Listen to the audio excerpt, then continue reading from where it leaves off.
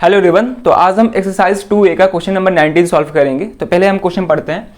Question है if x plus a is a factor of 2x square plus 2ax plus 5x plus 10 then find the value of a। ठीक है, तो यहाँ पे हमको एक क्वाड्रेटिक पॉलिनोमियल दिया गया है, उसमें दिया गया है कि x plus a given polynomial का फैक्टर है, तो हमको बताओ a का वैल्यू क्या होगा। ठीक है, तो देखते हैं कैसे सॉल्व करेंगे इसको। ठीक है, तो इसको सॉल्व करने से पहले एक इंपॉर्टेंट कंसेप्ट है जिसको समझेंगे और समझने के बाद हम इसको आसानी से सॉल्व कर सकते हैं। ठीक है, वो कंसेप्ट क्या है ध्यान से देखेंगे। मान लेते हैं मेरे पास एक क्वाड्रेटिक पॉलिनोमियल है, लेकिन यहाँ पे हम जो कंसेप्ट सीखेंगे ना वो सारे पॉलिनोमियल के लिए होगा, वो लीनियर पॉलिनोमियल हो या फिर क्यूबिक पॉलिनोमियल हो या फिर बाई क्वाड्रेटिक पॉलिनोमियल हो या फिर उससे भी हायर डिग्री वाला पॉलिनोमियल हो, सबके लिए ये कंसेप्ट मतलब वैलिड होगा। ठीक है, तो यहाँ पे हम क्वाड्रेटिक पॉलिनोमियल लेके इसको समझा रहे हैं। तो मान लेते हैं मेरे पास एक क्वाड्रेटिक पॉलिनोमियल है x square minus 3x plus 2। ठीक है, अब क्वाड्रेटिक पॉलिनोमियल की जीरोस फाइंड करने के दो मेथड होते हैं, स्प्लिटिंग द मिडिल टर्म और दूसरा होता है क्वाड्रेटिक फॉर्मूला या फिर उसको हम श्रीधराचार्य रूल भी बोलते हैं। ठीक है, अब ध्यान से देखेंगे यहाँ पे अगर हम इसको स्प्लिटिंग द मिडिल टर्म का यूज करके जीरोस फाइंड करने की कोशिश करें तो क्या करते हैं, ध्यान से देखेंगे। तो इसमें हम क्या करते हैं कि बीच वाले मिडिल टर्म को दो नंबर्स में ब्रेक करते हैं और ऐसे ब्रेक करना होता है कि ऐड करने पे मिडिल टर्म के इक्वल है और दोनों नंबर्स को मल्टीप्लाई करने पे फर्स्ट टर्म और लास्ट टर्म के मल्टीप्लिकेशन के इक्वल है। ठीक है, तो यहाँ पे हम स्प्लिटिंग द मिडिल टर्म का यूज करेंगे, तो ये हो जाएगा x square minus 2x minus x, तो ऐड करने पे माइनस 3x आएगा और इन दोनों को मल्टीप्लाई करेंगे तो प्लस 2x स्क्वायर आएगा। ठीक है, वो आप लोग सीख लिए हैं। अब क्या करते हैं, दो का पेयर बनाते हैं। तो यहाँ पे इन दोनों में कॉमन क्या दिख रहा है, x, तो यहाँ पे x माइनस 2 होगा। इन दोनों में माइनस कुछ कॉमन नहीं है तो माइनस 1 कॉमन कर लेंगे, तो यहाँ पे x माइनस 2 हो गया। पूरे में कॉमन क्या है, x माइनस 2 और x माइनस 1। ठीक है, अब ध्यान से देखेंगे यहाँ पे तो स्प्लिटिंग मिडिल टर्म में क्या करते हैं कि गिवन पॉलिनोमियल को फैक्टराइज करके लीनियर पॉलिनोमियल्स के प्रोडक्ट के फॉर्म में लिखते हैं। ठीक है, यहाँ पे हमको जो भी दिख रहा है ये x माइनस 2 x माइनस 1 ये क्या है, ये लीनियर पॉलिनोमियल्स है। तो किसी भी पॉलिनोमियल को जब हम लीनियर पॉलिनोमियल्स के प्रोडक्ट के फॉर्म में लिखते हैं उसी को क्या बोलते हैं, फैक्टराइजेशन बोलते हैं। तो स्प्लिटिंग द मिडिल टर्म में क्या करते हैं कि क्वाड्रेटिक पॉलिनोमियल को फैक्टराइज करते हैं और उसको लीनियर पॉलिनोमियल्स के प्रोडक्ट के फॉर्म में लिख सकते हैं। और केवल क्वाड्रेटिक पॉलिनोमियल ही नहीं, कोई भी पॉलिनोमियल को हम उसके लीनियर पॉलिनोमियल्स के प्रोडक्ट के फॉर्म में लिखते हैं। ठीक है, अब ध्यान से देखेंगे यहाँ पे मतलब लिख सकते हैं उसको।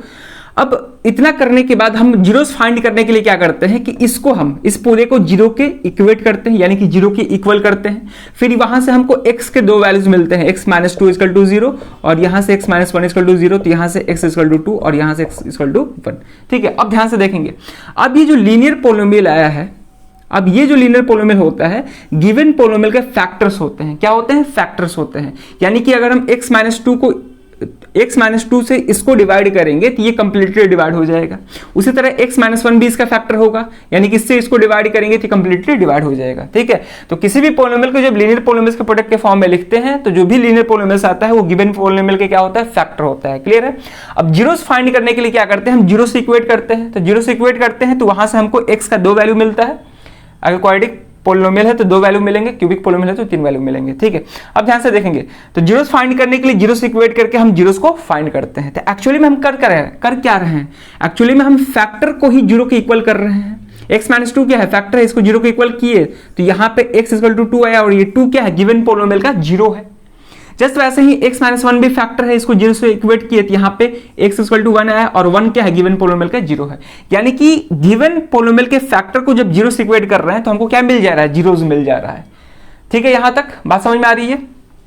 तो इसी कंसेप्ट का यूज करके इस क्वेश्चन को सॉल्व करेंगे। तो क्वेश्चन में ऑलरेडी पहले से दिया है कि x plus a given polynomial का फैक्टर है, तो आप बताइए a का वैल्यू क्या होगा। ठीक है, तो अगर x प्लस a इसका फैक्टर है तो x प्लस a को अगर जीरो के इक्वल करते हैं तो जो भी x का वैल्यू आएगा वो क्या होगा, गिवन पॉलिनोमियल का जीरोस होगा। ठीक है, गिवन पॉलिनोमियल के क्या होगा, जीरोस होगा। और ये कंसेप्ट आप लोग क्लास 9th में भी पढ़े होंगे, लेकिन हम फिर भी इसको यहां पे बता दिए। ठीक है, चलिए तो इसको सॉल्व कैसे करेंगे, पहले हम इसको जीरो के इक्वल करेंगे और यहां से x का वैल्यू आएगा और वही x का वैल्यू क्या कहलाएगा, जीरोस ऑफ गिवन पॉलिनोमियल। ठीक है, उसके बाद हम सॉल्व करेंगे। और ध्यान में रखेंगे कि यहाँ पे जो भी फैक्टर दिया है वो एक लीनियर पॉलिनोमियल है, क्योंकि लीनियर पॉलिनोमियल्स के प्रोडक्ट के ही फॉर्म में लास्ट में आता है। ठीक है, तो लीनियर पॉलिनोमियल को जीरो के इक्वेट करते हैं तो जीरो आता है।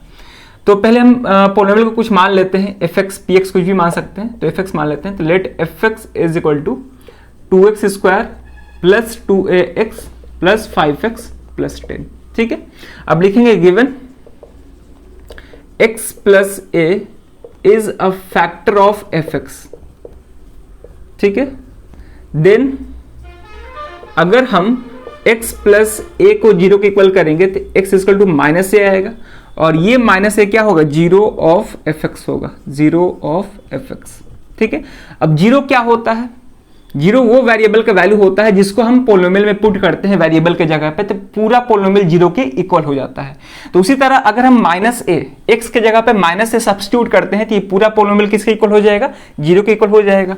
तो पोलिनोमियल को हम क्या माने हैं, एफ एक्स माने हैं, तो लिखेंगे नाउ अगर हम x के जगह पे माइनस से सब्स्टिट्यूट करते हैं तो f माइनस ए, तो ये पूरा पोलिनोमियल किसके इक्वल हो जाएगा, 0 के इक्वल हो जाएगा। अब ये मेरा ओरिजिनल पोलिनोमियल है, यहाँ पे x के जगह पे माइनस से सब्स्टिट्यूट करेंगे तो ये हो जाएगा 2 इंटू एक्स स्क्वायर की जगह पे माइनस ए रखेंगे तो माइनस ए का स्क्वायर प्लस 2 इंटू ए इंटू माइनस ए प्लस 5 इंटू माइनस ए प्लस 10, यानी कि जहां जहां x है माइनस से सब्स्टिट्यूट कर दिए, पुट कर दिए और सॉल्व करेंगे इसको। फिर ये हो जाएगा 2 इंटू माइनस ए का स्क्वायर क्या हो जाएगा, माइनस ए का स्क्वायर हो जाएगा ए स्क्वायर, निगेटिव नंबर हो या फिर पॉजिटिव नंबर हो उसका स्क्वायर करेंगे तो रिजल्ट हमेशा पॉजिटिव आता है, प्लस, और यहां पे ध्यान से देखेंगे ये प्लस इंटू माइनस, ये क्या हो जाएगा, माइनस हो जाएगा, 2a इंटू ए, तो a इंटू ए स्क्वायर हो जाएगा तो ये 2a स्क्वायर हो गया, प्लस इंटू माइनस, फिर यहां से माइनस हो जाएगा, minus 5a plus 10 is equal to 0। ठीक है, अब यहां से हो जाएगा 2a square minus 2a square minus 5a plus 10 is equal to 0, ये दोनों कैंसिल हो जाएगा, plus 2a square minus 2a cancel हो गया, क्या बच गया, minus 5a plus 10 is equal to 0। ठीक है, अब a का वैल्यू फाइंड करना है तो माइनस 5a 10 को उधर भेजेंगे तो ये हो जाएगा माइनस 10, माइनस से minus cancel, a is equal to 10 upon 5 यानी कि आ गया 2, तो a का वैल्यू 2 आ रहा है।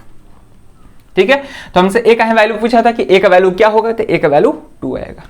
ठीक है, तो इस तरह से क्वेश्चन को सॉल्व करना था, यानी कि अगर हमको लीनियर फैक्टर दिया है तो उस लीनियर फैक्टर को 0 से इक्वेट करते हैं, तो जो भी x का वैल्यू आता है या फिर जो भी वेरिएबल का वैल्यू आता है वही क्या होता है, गिवन पोलिनोमियल का 0 होता है।